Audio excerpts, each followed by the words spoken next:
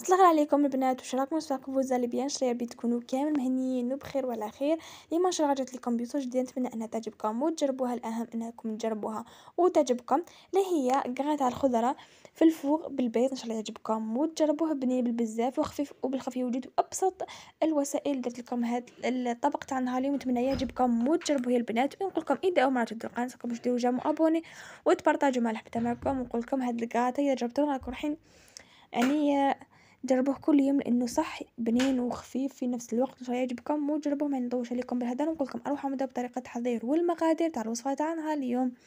في المقله حطيت فيها بطاطا تكون مسكرفجه، مقشره ومسكرفجه، زروديه مسكرفجه، والقرعه مسكرفجه، وكميه نتاع اللحم ولا ديري يكون مقطع مربعات ولا دجاج ولا فيونداش، يعني شويه برك واش يجينا بنين. يعني هاد الكغاتا صح بزاف بنين. عندي توابل في الكحل في الفلا الملح وشي توابل تاع الدجاج.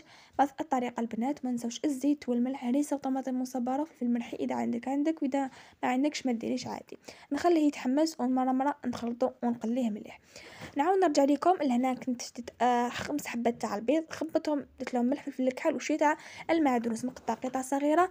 بعد ما طابت لي هذيك الخضره تاعي اللي كنا الخضره اللي كانت بطاطا مسكرفجه، زروديه مسكرفجه، والقرعه مسكرفجه، يعني هاد لاص جات بزاف بنينه. هاد الطبق هذا نصحكم باش تجربوه.